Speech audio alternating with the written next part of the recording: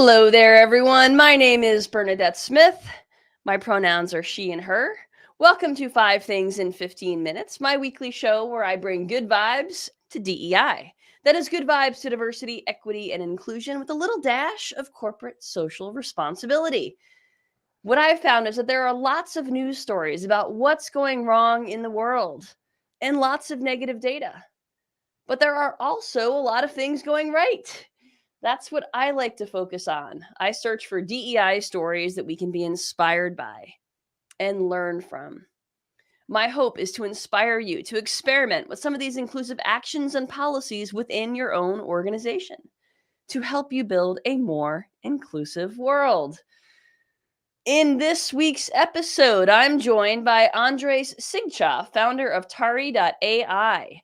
This week, our conversation is about DEI metrics in performance reviews, autism friendly airports, skills based hiring, and more. Andres, welcome to the show. Will you please introduce yourself? Tell folks a little bit about yourself. Hello, everyone. Andres Sigcha, founder and CEO of Tardy. We are a company that helps first-time managers communicate more effectively using AI.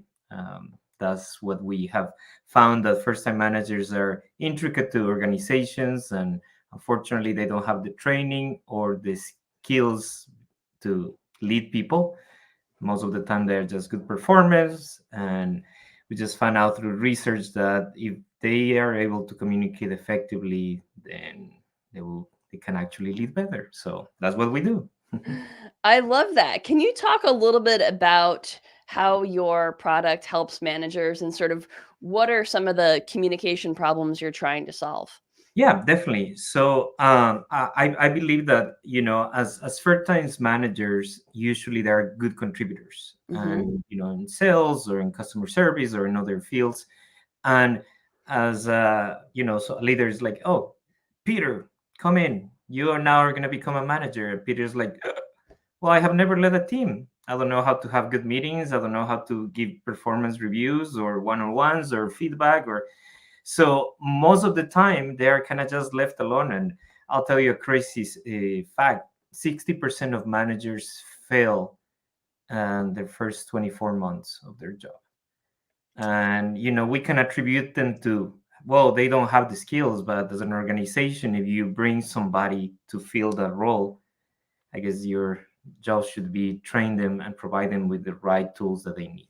Sure, set them up for success. Yeah. So, how does your product work? Does it integrate with an existing platform, or how does it actually work on a day to day basis? Yeah, definitely. So, as you will know, technology is like in everything that we do, and one of the big trends for AI and everything that is coming is kind of being embedded in the workflow, your daily Mhm. workflow. And for us was very specific. If you want a tool that it interacts with you, has to be where you are working. So we're integrated into Microsoft Teams, where Mhm. you are chatting with your team members, where you're meeting, and obviously you have Outlook and everything in between. And that's where we're calling it ILA. So ILA is our agent that interacts with you, and the way that it works is that it learns who you are, ask you certain questions, and then as the system is kind of getting to know you, obviously you ask questions. Initially becomes a little reactive, where you ask, hey, how could I do this, or what should I do in this situation? And then as the system learns more, it becomes proactive. So the next week it will ask you, Bernadette, hey, how was that situation that you asked me about this?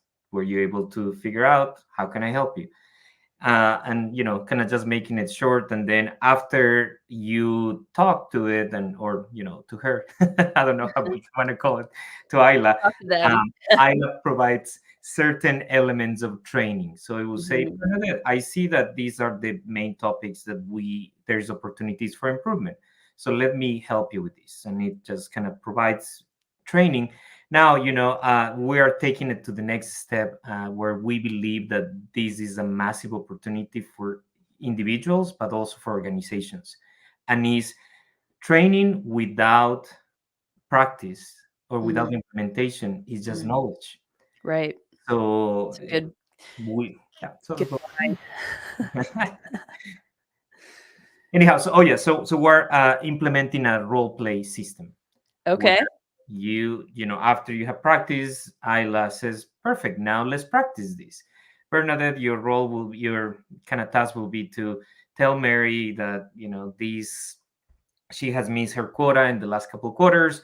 So you suggest, provide any help, any feedback, and then make sure that the expectations are clear. And then the system will analyze the performance, how you're doing it, and then it will give you a score and it will say, oh, perfect, Bernadette, here are the improvements. So now, as you can see, it becomes a Uh, full training end-to-end system where you are not just learning something, but you're practicing, but the actual learning becomes personal and ah. your need, rather than a 10,000 people organization where they just said, here, learn this and figure out. And when the teams that folks are managing are increasingly diverse, it's so important to manage inclusively. So, talk to me a little bit about how your product is helping folks manage diverse teams. Yeah, definitely. Well, in this era where we're meeting in video calls, like Mhm. every single company has a distributed teams. And by big distributed teams, I mean, everywhere in the world. So that means that you're having people from all backgrounds, from all beliefs, from all races, Mm. from all genders. So you have no choice but to be understanding and aware of these intricacies of leading, kind of diverse teams. So Ayla has been trained on very specific, inclusive terms and just knowledge and just ways of making sure that managers have this awareness of how to lead inclusively and diverse teams. I love it. That's very, very cool and something that a lot of folks can really benefit from. Andres, in your work with your companies, with your clients, and I guess just in general, what's giving you hope around diversity, equity, and inclusion? Yeah, definitely. I think that it's been, and I love your intro where you said that you focus on the good rather than the Mhm. bad, and I think it's a choice. We Sure. see all these bad elements and all these things, but I, same as you, choose to focus on the good, on that people can learn, and that people can be trained, and that we as humans have the desire to always be inclusive, but we just need to kind of be open to that learning element. And to me it occurred that if there is a system that is safe, that it provides this psychological safety where you can Mm, learn without somebody knowing, oh, this is the bad things that you're doing. So it's just personal, and you're like mm, improving, and you have a measurement, and you're able to kind of like track progress. Then you are actually becoming a better leader and a better manager. mm. So again, I think this is extremely important because this is the world that we live in on. It's Yeah, not going to change. It's actually going to just fast track. And having people that are from different backgrounds, different beliefs, different religions is the normal. sure. So we better jump in the wagon, or we'll be left behind. That's right. I completely agree. Well, one thing that I wrote about in this week's Five Things newsletter was watching one of my family members in their flow state at work. I had the opportunity to sort of be a fly on the wall and sort of witness them really just doing their thing, just sort of sitting back. And it was such a cool experience. And it made me think about my own flow state with my own sort of what does it mean to be in the zone? For me, it's really speaking and any opportunity I get to present like this. And I would actually love for you to share a little bit about what's your flow state. What does it mean? What does it look like when you're in the zone? Certainly. I love to create. Mm, I love to see where are the opportunities as a positive person, and I could tell you like all these profiles and all the stuff. I'm always like the top chart of being positive. uh, So that's where my flow is into seeing the opportunities, seeing the possibilities and what it can be, not what it is. so you're a manifester like me. I'm sure you Yes. must be. Exactly, but I need sometimes people that help me bring to the ground, So Of course. Of course, we are nothing without our teams. Okay, and definitely. without just the support of other folks cheering each other on. I mean, we're both entrepreneurs, so the hustle is real. Let's get let's be honest about that. But we are 100%. nothing without the folks behind us and with us on our teams. Yeah, I agree. I agree. I was talking to one of my team members yesterday, and I told him that when in my first journey as entrepreneur, I was like, I thought I could do everything. I could Mhm. do this, and I was never able to grow. And Mm. I think it's all about maturity and learning and the process of becoming a better person, professional, where you realize that you cannot do it all. You always Absolutely. need people next to you, helping you, seeing things that you don't see. So. That's it. All right. Well, let's get into this week's good vibes. The first story comes from Hitachi, which beginning next year is taking a proactive approach by adding DEI metrics to its employee performance reviews. Specifically, this is going to impact 40% of its Japan based workplace. So, the reason this is significant is because Japan faces unique DEI challenges, including a big gender gap, a big aging population, and uh, and so seeing this sort of play out in Japan is going to be a really meaningful shift. It's not the type of thing we tend to see. First of all, we don't see a lot of companies doing it here in the States, but it's certainly something that we're not seeing a lot of um, Asian-based companies doing. So I think this is a really big win for Hitachi. Yeah, definitely. I would love to do like follow them, like as you said, the fly on the wall and see how they actually do this because it sounds challenging, but if they can actually pull it off, it's gonna be just a worldwide phenomenon that I think could be implemented in other, companies that are global. Yeah, we need to see more accountability. I mean, it's one thing to say, "Hey, we're setting all these goals," but it's another thing to have accountability. And so when a company as large as Hitachi is doing this, it's certainly going to inspire others to follow suit.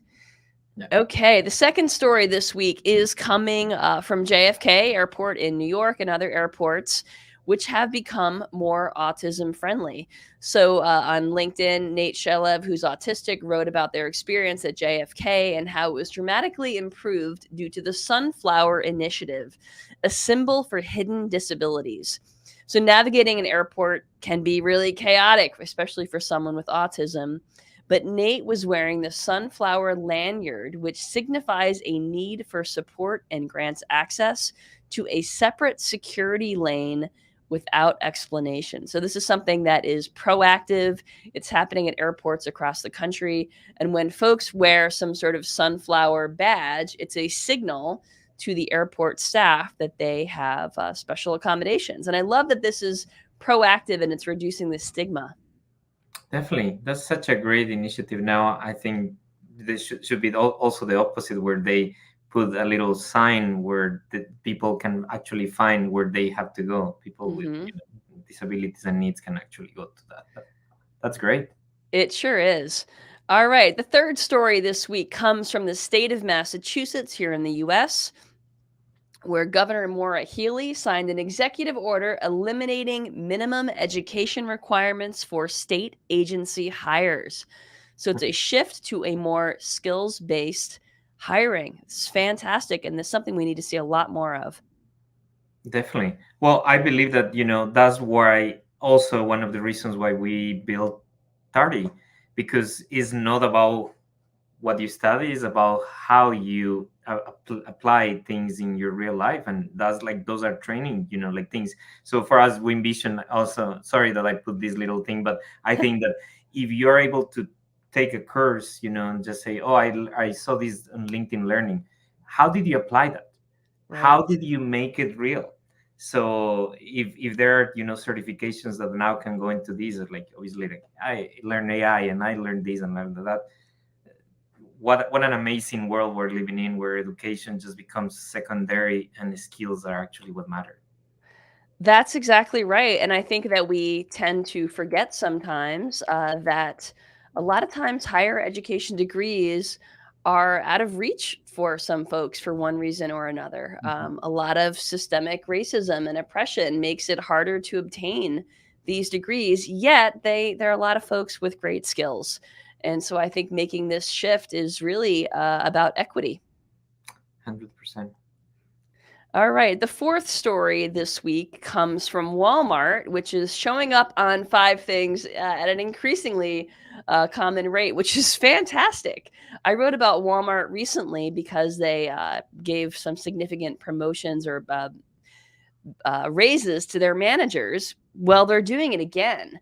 This time, Walmart is giving its store managers up to $20,000 annually in stock grants, which is effectively making them owners in the company, potentially helping them earn over $400,000 annually. And when about 75% of store management began as hourly employees, this can be really significant, especially for BIPOC folks who are more likely to work as customer facing employees. It's a really great path for them to wealth.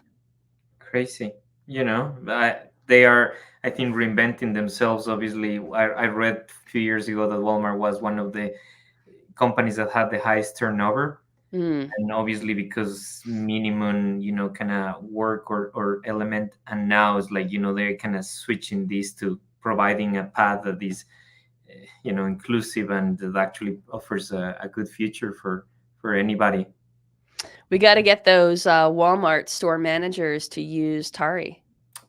That's it. All right, Omar, here we are. Walmart, if you are listening or watching, talk to Andres. All right. Especially because they probably don't, well, I'm sure there's a lot of on the job training, but they might not. I mean, because they are constantly in motion, it might be hard for them to sit down and sort of attend a, an in person training. And it seems like your product could be a really good fit there. Anyway. 100%. Yeah.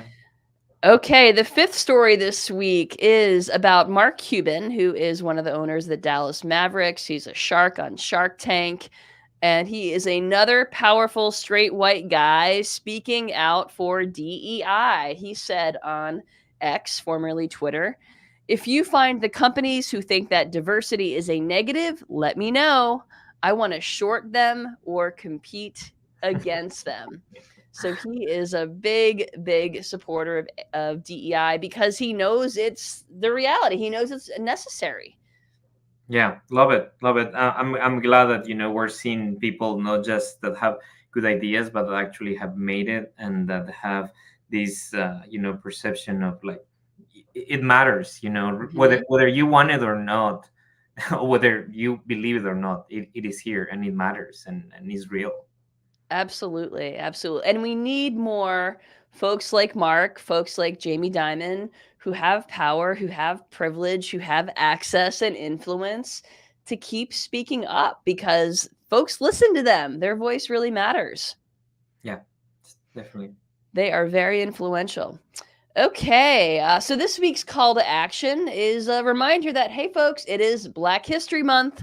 So, in the spirit of intersectionality, we're going to drop a list of 12 Black queer books and 21 Black queer films in the show notes, in the comments, so you can check them out, diversify your media sources, and learn more about all different types of stories and cultures. And Andres, how can folks get in touch with you? Yeah. Well, you can reach out at our website. We have a form where we, are onboarding early customers. Is Taryi.ai, and I'm going to spell it Tariy.ai. And if you want to connect with me on LinkedIn, would love to. Is my name. I know it's a little different, but follow us, reach out. We would love to see how we can help organizations really train their managers. And I would love to finish with this. I came across to this wonderful book. It's called Power to the Middle, and it talks about really one of the important elements of how managers connect C-level to frontline, strategy to execution, and how like in a sense sometimes they have been forgotten. And Yeah. we have not forgotten you, managers. Here we are to help you, to train you, and to provide the skills that you need. Awesome. Well, thank you for that. Hope you get a lot of folks who reach out to you from the show. Really great having you, Andres. I'm going to make sure everything gets put in the show notes. And folks, if you don't already subscribe to the 5 Things newsletter, you can subscribe at 5thingsdei.com. Thank you, everyone. Have a great week. Thank you. Bye-bye.